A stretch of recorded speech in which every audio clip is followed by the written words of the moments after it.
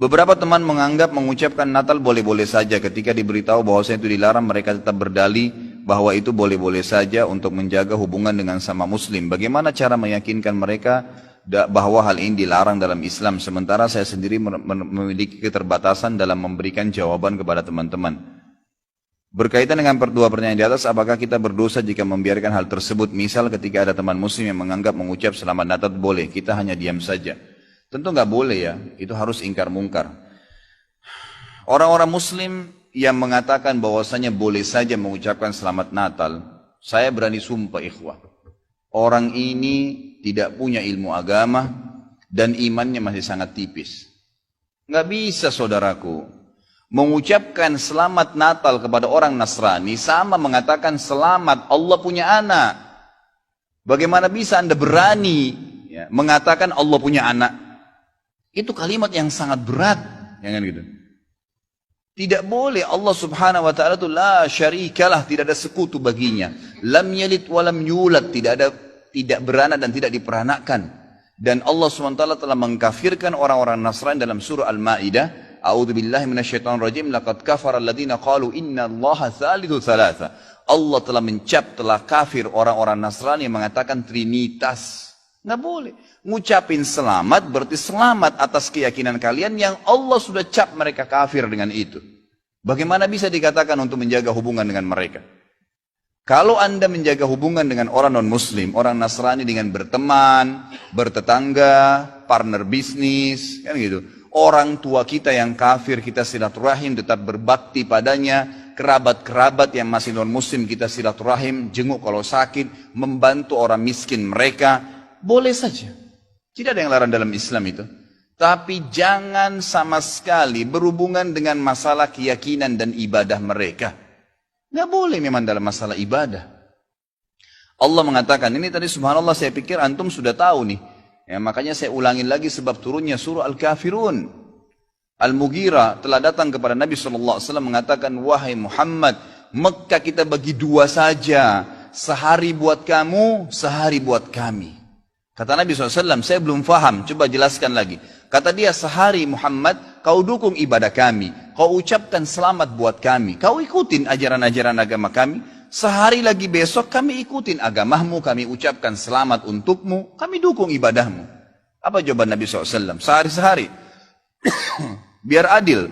Kata Nabi SAW, tidak boleh. Kata dia, wahai Muhammad, sehari buat kami. Dukung kami, ucapkan selamat buat kami, ikutin ritual kami. Seminggu buat kamu. Kata Nabi SAW, tidak boleh.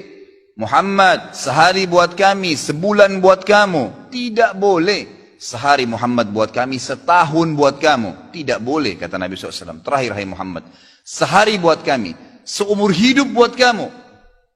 Sehari kamu ikutin kami, dukung ritual kami, selamat buat kami. Kalau pakai akal sehat, kalau pakai akal manusia, bukan akal sehat, akal manusia saja secara biasa, kan gitu.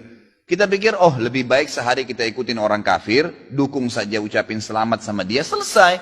Seumur hidup akan masuk Islam. Apa jawaban Nabi SAW? Tidak boleh.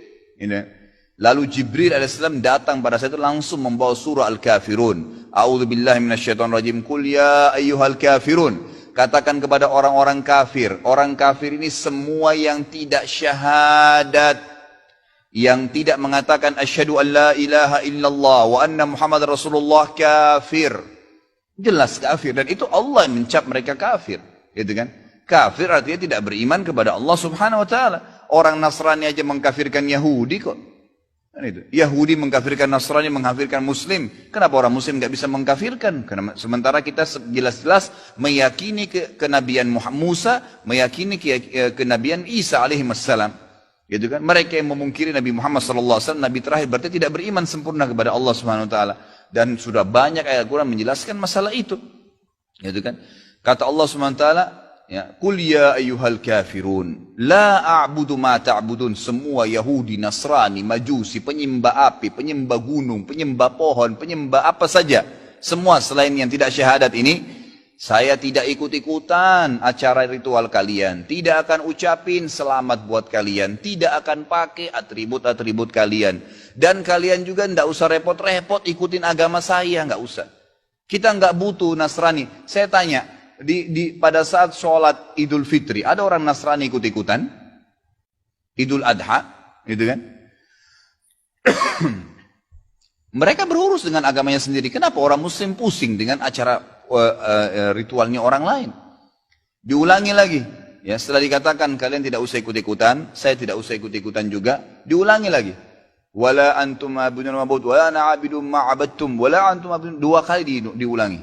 Dan saya tidak akan ikut-ikutan, kalian juga tidak usah ikut-ikutan. Terus begitu. Terakhir dikatakan oleh Allah, lakum dinukum waliyadin. Kalian punya agama, saya juga punya agama. Titik, selesai. Gitu kan? Emang sudah begitu. Kalau anda bilang, oh itu cuma kata-kata, nggak masalah. Kata-kata bisa membuat anda murtad, saudaraku. Bisa masuk neraka. Gitu kan? Sadarkah anda dengan satu kalimat, anda kalau mengatakan satu kalimat sekarang, semenit kemudian, kalau anda yakin dalam hati bisa masuk neraka kalau meninggal. Kalau anda mengatakan saya murtad. Memang dari hati mau keluar dari Islam. Semenit kemudian dicabut ruhnya oleh malaikat maut. Masuk neraka. Kalimat, kata-kata. Bahaya tuh. Gitu kan? Mungkin teman-teman juga sudah tahu yang dialog antara Muslim sama Nasrani di Amerika. Si Nasrani mengatakan, kenapa kau tidak ucapkan kalimat Natal, selamat Natal buat saya. Kata si Muslim, ya kata si Nasrani, itu kan cuma kata-kata. Kata si Muslim, kenapa, apa kau sudah syahadat? Si Nasrani bilang, enggak. Kenapa kau enggak syahadat? Dia bilang, kalau saya syahadat, saya tinggalin agama saya. Kata si Muslim, itu kan juga cuma kata-kata.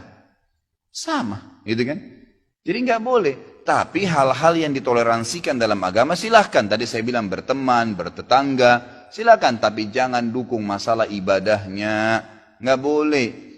Sampai pernah ditanya kepada Syekh bin Baz, apa hukumnya orang-orang, mohon maaf ini teman-teman kita, semoga Allah berikan hidayah yang belum tahu, yang menjadi security menjaga gereja misalnya. Atau orang-orang yang menjadi tukang parkirnya karena lagi banyak mobil. Halalkah pendapatannya? Bolehkah itu? Fatwa ulama tidak boleh. Karena ada hadis Nabi SAW yang berbunyi, kalau ahli kitab, khusus Yahudi dan Nasrani terutama, kalau mereka sedang beribadah di tempat ibadah mereka, jauhilah. Karena laknat Allah sedang turun. Hadis Nabi SAW. Kenapa nggak bisa cari rezeki di tempat lain? Subhanallah. Rezeki itu sudah dibagi oleh Allah SWT. Hati-hati saudaraku, gitu kan? Jadi orang yang mengatakan seperti ini karena tidak faham agama. Bagaimana bisa dia mengatakan Tuhan punya anak? Gitu kan? Jadi tidak boleh sama sekali ikhwah. Yang nggak boleh. Jadi kita harus tahu mana yang boleh dan mana yang tidak boleh. Dan anda wajib ingkar mungkar. Ingatkan apa yang saya sampaikan tadi. Kalau juga dia tidak mau dengar, selesai, gugur kewajiban anda.